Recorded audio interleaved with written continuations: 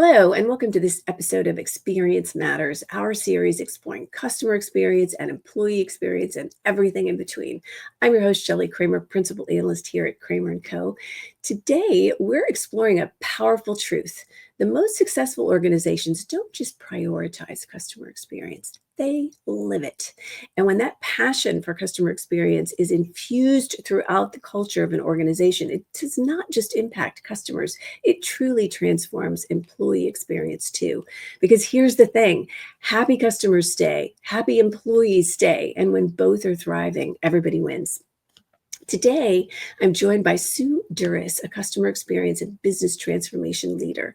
Sue's the co-founder and principal consultant of M4 Communications, a customer experience and marketing consultancy that helps organizations embed customer centricity throughout and then use that passion for customers to help drive sustainable growth. She's a seasoned customer experience strategist. She partners with leaders to help design and scale programs that fuel customer loyalty and retention and help drive a competitive advantage. Aligning customer experience strategy with business goals and delivering measurable outcomes is what Sue is all about. Welcome, Sue. I'm so glad to have you.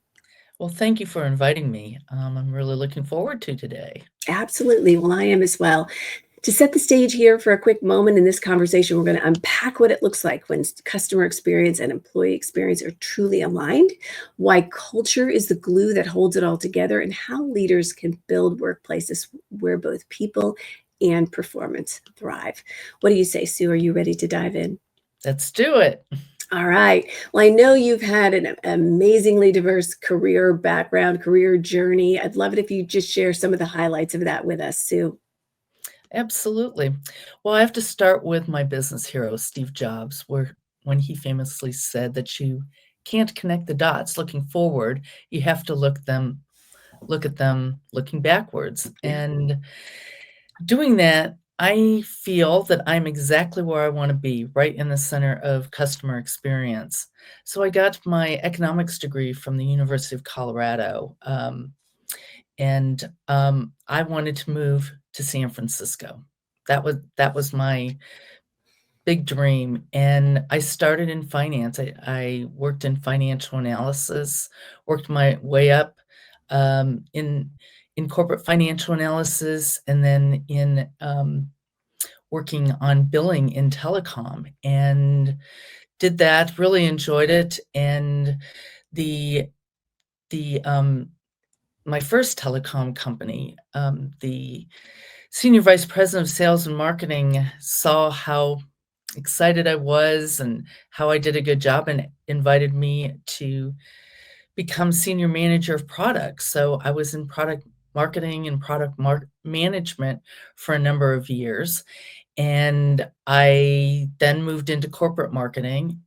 And then I did that for a few years and I found that there was a hole and I didn't have sales experience. And I found as a marketer, sometimes dealing with sales folks, we don't see eye to eye on what that qualified lead is. So I moved into a sales manager role for a few years. And then the dot-com bubble burst, or excuse me, the dot-com bug got me. And I moved to Silicon Valley and took a role as senior manager of product marketing as well as corporate marketing and built a brand, a startup brand. And then the dot-com bubble burst. And I consider myself a survivor with the dot-coms because out of the dot-coms came a company that I founded. I never thought that I was going to be a founder of a company, and it was I did marketing consulting, and then in 2010, I pivoted into customer experience, and I've been doing that ever since. Yeah. Yeah. Well, and I think our paths crossed, probably, not surprisingly at all. I think that, maybe you posted something on LinkedIn or commented on something that I posted or whatever, but I quickly identified that you were as passionate about customer experience and employee experience as I was. And I thought, I need to talk to her. So here we are. Here we are. All right, so we often hear that customer experience is everyone's job, and I very much believe that. But what does it look like when CX is a true organizational passion and not just a department within an organization? And how does that show up in day to day culture for both employees and customers? Well, I like to think of CX as a village, but we have to be careful because sometimes when we hear that CX is everybody's responsibility, it turns out it ends up that CX is no one's Yeah, responsibility. Um, and along those lines, CX can't be done in a vacuum. CX it CX strategy supports the organizational strategy. So everything's aligned. right. And when I look at customer experience or CX, to abbreviate it, I consider it a top-down as well as a bottom-up proposition. Top-down meaning that it's really important that we have a champion in the C-suite, and hopefully more than one, and they they help drive CX across the organization.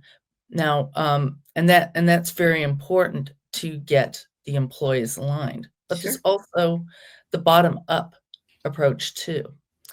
And the up approach, I feel sometimes is grassroots. And I end up talking to a lot of employees about customer experience, the the processes that they're doing. How can we make processes better for the employees?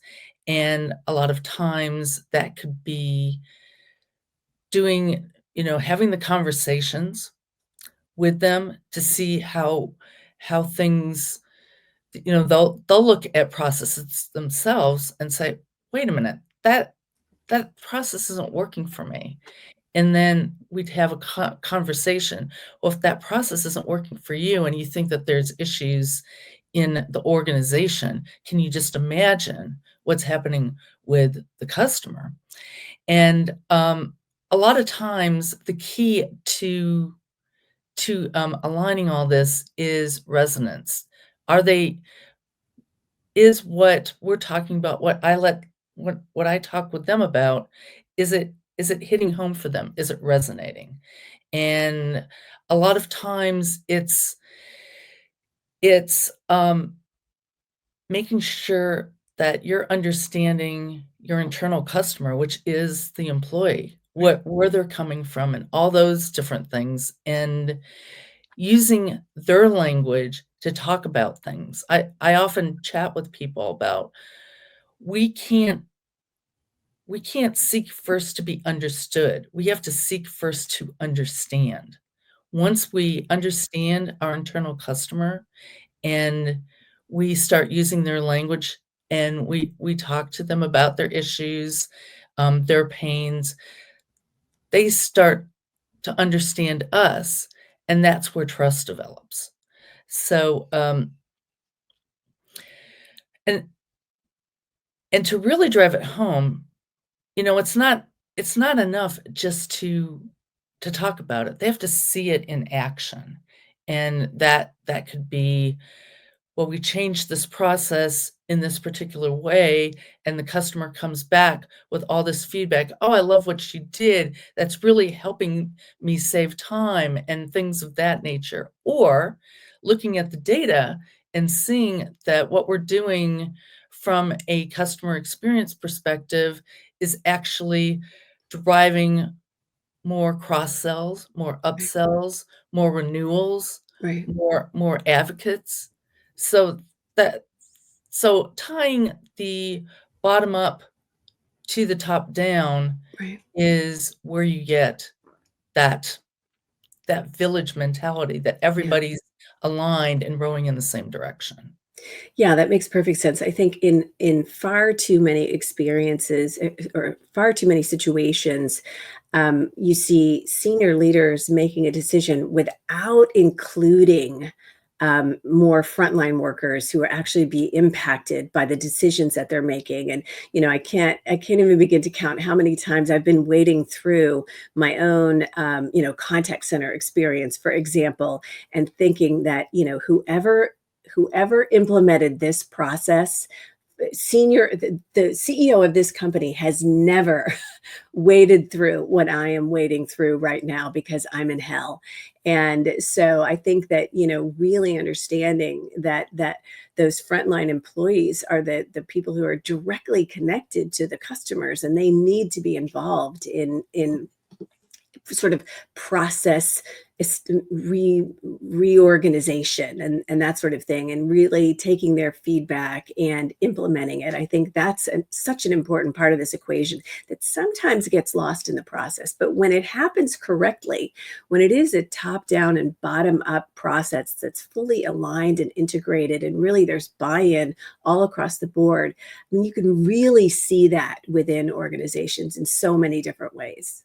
Oh, absolutely, and, it's interesting that you brought up the contact center because there's been a lot of discussion, amongst contact centers, customer experience, about really focusing on the agent experience. Right. I've written a lot in the past that about customers with a lot of brands, their first experience with the brand is at the contact center, Right. and brands can be made or broken in that contact center, 100%. and exactly, and the the idea really is, let's focus on getting our agents with as much training, as much understanding, helping them to learn about empathy and curiosity, so they understand that when they're speaking with the customer, it's not just answering a complaint. It's actually being proactive to to drive the mission Yeah. and and to help customers. Yeah. And I think that when we spend more time with our employees, they'll want to go the extra mile. And when they go the extra mile and they're dealing with customers, customers view that.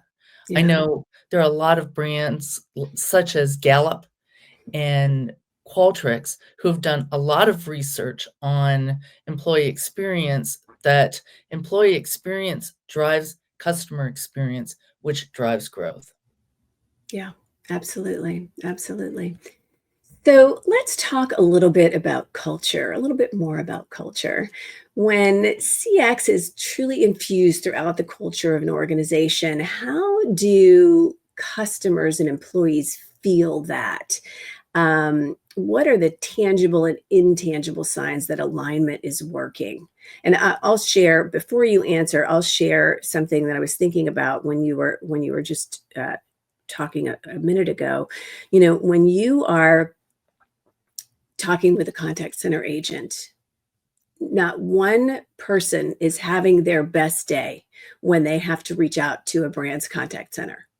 They have a problem, they have a challenge, they have an issue, they need help, right? And sometimes they're, moderately unhappy, sometimes they're very unhappy, so this is your opportunity as a brand to truly let your customers know how much you care about them, how much your company cares about them, how much this agent cares about them, the company cares about them, the brand cares about them, how important they are. And that's a lot of words, but the reality of it is it's really kind of simple to do. And so I think that when, in my personal experiences, when that culture of amazing customer experiences is infused throughout an organization, you can feel that from your first interaction with a contact center agent. And you understand that they truly are focused on helping you solve this issue as quickly as possible and helping, make you happy again. And so I think that, what do you see in terms of the tangible and sometimes the intangible signs that alignment is working? You have any examples on that front? Well, I'll start off with at M4, we believe in the holy trinity of growth. And what that is, not to wax spiritual here, but that is culture plus employee experience plus customer experience drives growth. Yeah. And they all three have to be aligned.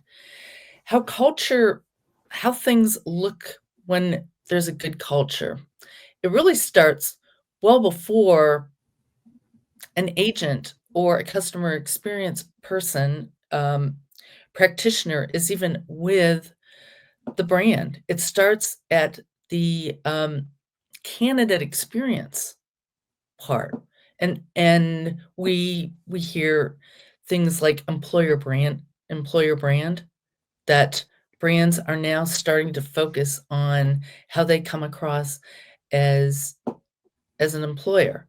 Are they living the values that they say that they profess?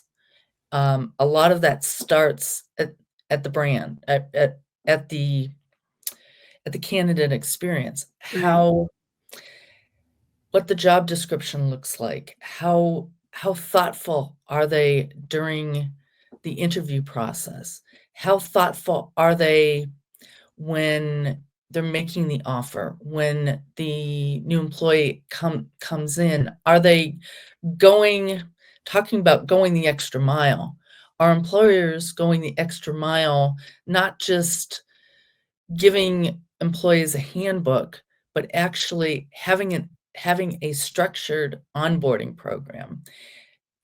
Be Beyond that, are they including employees in decisions that are made? Do they get an opportunity to provide feedback? Is there an employee what type of employee engagement's going on? If is an employee engagement survey, hopefully there is, and it doesn't make a difference if it's 1 year or more.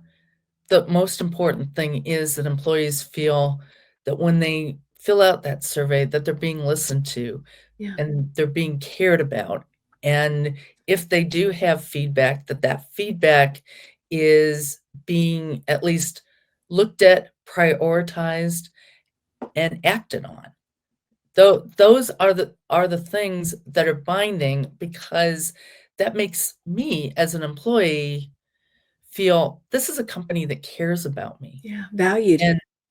And exactly. Yeah. And when I feel valued and cared about, I take pride in my work and I want to Yeah. go the extra mile. Absolutely. And going the extra mile, it might not seem like a lot, but customers notice this Yeah. when you're, regardless of the medium that you're using, email, phone, Yeah. video, they feel that you're on their side, active listening, um, being responsive, coming back. You may have to come back and say, "We're still working on it, this issue, but I wanted to let you know where we stand." That's how we build our feedback loops, constantly keeping customers in involved in what we're doing, and that's what that looks like from a aligned culture. Yeah. Yeah. I mean, and you truly can. I think I said this at the beginning, but you can really feel that. You can feel that passion infused throughout the organization as an employee, often from those earliest days of the interviewing and the offering and the onboarding and the getting your sea legs under you and all of that. And customers can feel that too. And it really is such a powerful, powerful thing. Um, and such an important part of, I think, the ability to grow and scale and really keep customers and keep them happy and keep employees. And are the basis Yeah. of what customer experience should be. There are 3 requirements for customer experience. 1, there's quality product.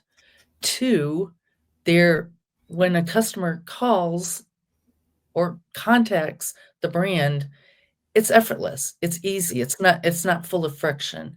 And 3, what we've just been talking about, that the customer feels good interacting with the brand. And Yeah. when they get this type of communication from employees, they feel good. They want to be loyal to the brand, they wanna advocate for the brand, and they want to spend more with the brand. Yeah. You know, an interesting thing, Sue, that I think we've seen certainly over the course of the last decade is there are many organizations that are built who have purposely created a moat between the organization and customers.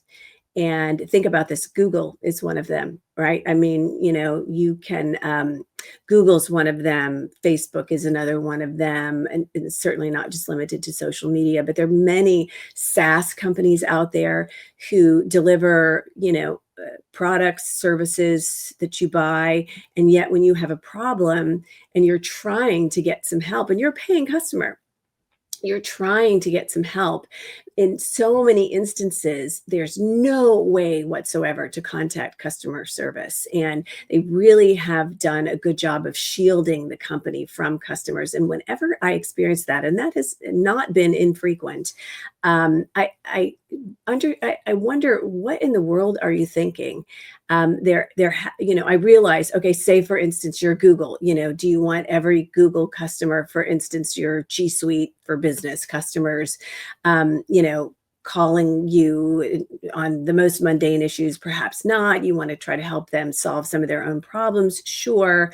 But in the end, when you have paying customers that you preclude from being able to contact you in any way to get help. I mean, maybe like, I mean, I've had situations where the only way to try to get help was to tweet somebody. And, you know, the chances of getting an answer there are slim to none in many instances. But to my way of thinking, what that sort of business approach does is it commoditizes your organization for customers. And what I mean is when I know that this company that I give $500 a year for a subscription to whatever, um, puts barriers in place to me being able to get the kind of help that I need. And I realize $500 for is not a lot of money for a lot of organizations, but extrapolate that out to much bigger organizations, and it can be quite a bit of money. And to a small business, $500 is a lot of money. But what that does for me personally is I don't forget those barriers that have been established.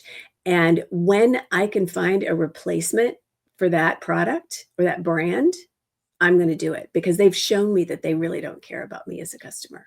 Oh, absolutely. Yeah. I would say that the number one reason that customers switch is responsiveness. Yep. And when brands aren't responding, and as you noted just, a few seconds ago, there's more friction, then the trust Yeah. starts waning. Well, there's And if no I don't trust. exactly. You Trust know? is huge, and if I don't trust a brand, then Yeah. I'm starting to look. And, you know, brands, I think, set themselves up for false positives. They Yeah. look at their NPS score, and they say, "Oh, well, our NPS score is great. We don't have any complaints." The the ones that are going to leave won't complain. They're not gonna complain, they're just gonna go. Exactly. Yeah, yeah, they're just going to go. So, yeah, that's interesting. So let's talk about, Sue, operationalizing this. How do you operationalize the convergence of CX and EX? I know that internal comms and training and feedback loops, you talked a little bit about this earlier when we talked about, you know, sort of starting and onboarding and all of that sort of thing. But from a step aside, for instance, from just new employees, but how do we operationalize this so that we can reinforce having a unified experience mindset? How do we make all this happen operationally? Well, there's 2 pieces here, the employee and then the customer. So the employee, it really starts in the employee engagement.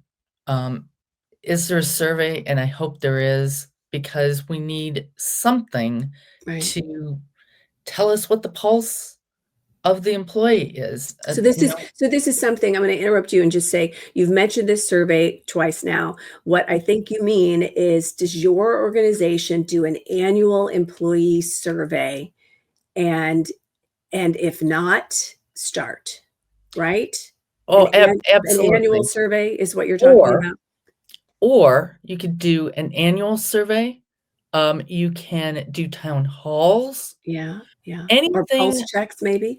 exactly. Yeah, Anything that you can do to get the employee voice, because the voice of the employee is huge. yeah, And once you look at that, and let's just assume that they've decided to, okay, we're gonna do an annual employee engagement survey because we wanna know what our employees think and are feeling. So it's not enough to take the survey and check the box. No, what's in the survey? What's the feedback? What can we take action on the feedback? right, Um, so it's looking at if action has been taken on feedback, is productivity improving? Is, if you're doing we talked a little bit about NPS. If you're doing an eNPS, which is employee NPS, so right, that would basically be, would you recommend our brand to your friends, family, and other people that you know? What are the employee engagement scores? Are they improving? Are they getting worse? How are what are the process improvements? Is that doing anything? What's employee retention looking like? These are right, all metrics that are operationalizing the employee experience. right. Then from the CX, or excuse me, from the customer perspective, I look at 3 different types of metrics. I look at perception metrics, which are, what do customers perceive? That would be your satisfaction, your effort scores, your NPS, and what that's telling. The second piece would be what I call descriptive metrics. So that's observations. What are your metrics for first contact resolution, average handle time in the contact center? What's happening there? And then the third metric or suite of metrics would be outcome metrics. So what are they taking action on? Are they converting? Are they renewing? So looking at retention rate, looking Okay. at churn rate, and combining all those. And when you can combine them and look at them in the aggregate, then that's where you can make data-driven decisions Right. to not only improve the employee experience, but also the customer experience. Yeah. Yeah. Well, and that's the key, I think. Don't just do these surveys. First of all, do the surveys, but don't just don't just check the box. I mean, really dive into that data and the story that it tells you and use that to drive your strategy moving forward. Exactly. Yeah. Yeah. So I'm sure that you saw the recently released Forrester 2025 study. It looked at feedback from over 275,000 customers of almost 500 brands across 12 industries and 13 countries. The findings highlighted continuing CX struggles, especially in the US and Canada. The study assessed a lot of things, but kind of key things that the study looked at was the ease, the effectiveness, and the emotional components of customer interactions with brands. I had a conversation with fellow analysts about this a few weeks ago, and we felt like, and I mentioned this earlier, that there's often a gap between executive perception of the quality of their customer experience and how customers perceive their experiences with a brand. Other customer loyalty research I've seen recently indicates that 66% of consumers are ready to walk if a brand breaks a promise. And half of the customers in the UK believe that customers care less about keeping their promises than they used to. So, this is kind of some concerning things here. The challenge here is that in an unstable economic landscape, which I think we're navigating right now, taking good care of customers and keeping them is more important than ever before. What are your thoughts on, on some of these findings? Is this some of what you're seeing in the market as well, or do any of these findings surprise you in any way? They don't surprise me. Um, when you were talking on all those wonderful metrics, I was thinking about a study that IBM did a few years back, and it looked at executives and how executives felt that they were basically driving customer experience with their own brands. And 80%, I believe it was 80%, said that they were doing a good job with customer experience, Of meeting the course they needs did. of customers, things like that. And I'm sure you've seen this one before too. When customers were asked these same questions, Right. 8, less than 10, 8% said that brands were meeting the these Yeah. customer experience goals. There is a big gap, Yeah. a big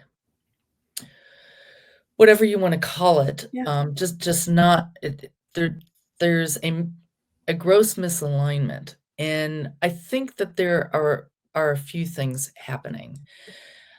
I think sometimes and this is where I say Wall Street trumps Main Street.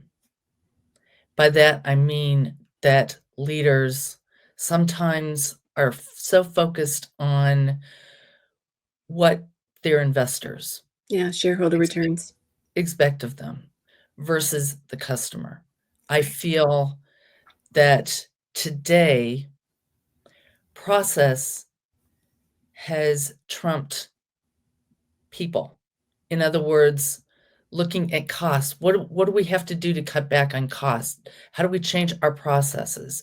We can't do as much with customers as we used to because we have to watch our our expenses because we don't know what's going to happen with the economy. Well, that impacts the customer Sure. and and to be quite frank, all the things that they're fearful of, we're going to lose business, we're going to lose revenues, we're going to maybe have to shut down. If they keep thinking this way about considering customers as an afterthought, they're gonna get their wish. Right. So, they really need to look at what is the value that we are delivering to our customers, and how can we be better at doing that. Yeah. Do they have to do it at on a smaller scale? Not not necessarily, but you do have to look at your overall organization, and this is where customer centricity comes in. Are you a true customer-centric organization?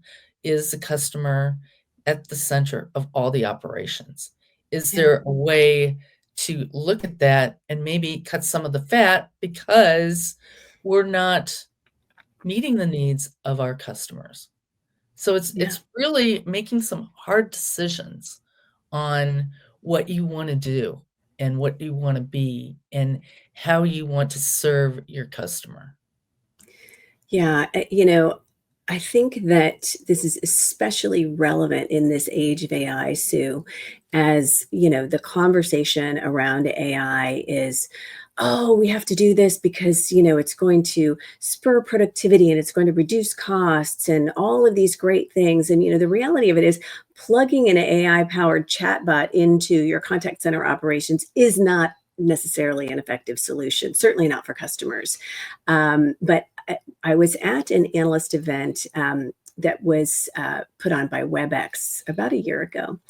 And one of the product managers was walking us through some new enhancements to some of the AI offerings that they've developed. And what he said really resonated with me. And I talk about this often, but what he said was, in all of these conversations that we have about AI and Gen AI, and our focus is always on productivity, productivity, efficiency, efficiency, and we're beating those drums. And he said, I think that people are getting it all wrong.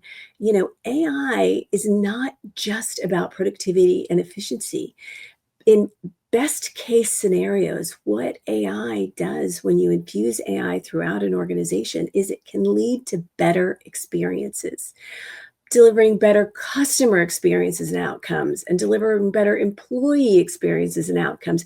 And that's the kind of organization that we want to be. And that's how we want to use AI. And that's how we want to help our customers use AI. And I thought that was just such a simple point, but it deeply resonated with me because, as you said, when you're trying to, satisfy Wall Street and meet shareholder expectations, and you're not also thinking about what we're using, how we're creating experiences throughout our organization, and how we're leveraging our ability to create good experiences, whether we're using technology solutions like AI to do that or not, how that is going to help us grow and scale and grow revenues as a company. And I thought that that was just a really, really salient point that he made. Oh, you're speaking my language. Yeah. So, one of the things that I do is I do an annual top 5 CX trends to look out for in the new year. And by the way, EX and CX convergence was number 2 on that list. I just throw Yeah. that out because that's what we're talking about today.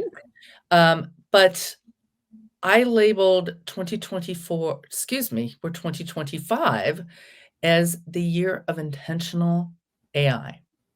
And the reason that I said that is because of a metric that I saw that NTT Data put out.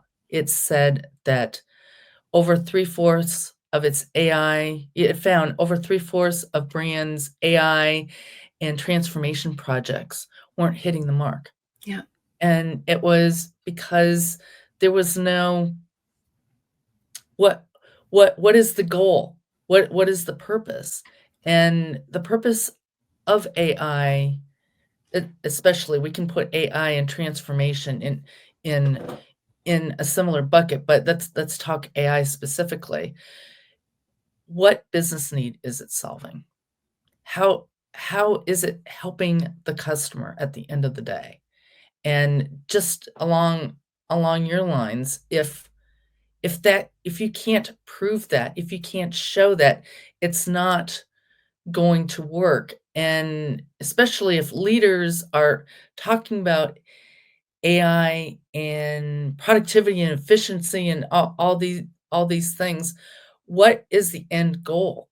I mean, the number one problem with a change project is employees are confused. Right. They don't or the number excuse me, the number one reason that a change project fails is because employees are having a difficulty buying into it. Yeah. And Adoption. leaders do themselves and their employees and their customers a disservice without having a clear purpose, a plan, a roadmap.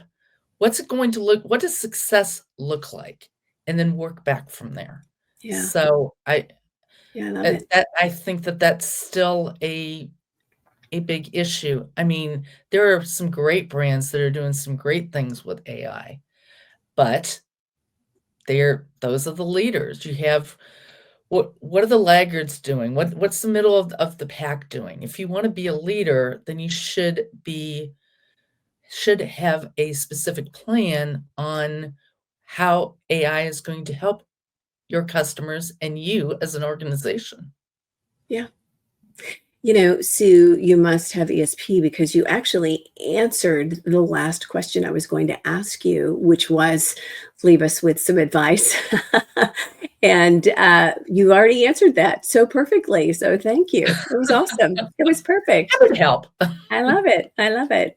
Well, that is a wrap for this episode of Experience Matters. I'm your host, Shelley Kramer, Principal Analyst at Kramer&Co. Thanks so much to my guest today, Sue Duras of M4 Communications. I knew this was going to be a great conversation, and you did not disappoint. So thank you, Sue. Well, thank you for the lovely Absolutely. questions and discussing my favorite topics. Absolutely. Absolutely. It was my pleasure. And thank you to our viewers and our listeners for spending time for us today. If you've not yet hit that subscribe button, now is as good a time as any to do that. And we'll see you back here next time.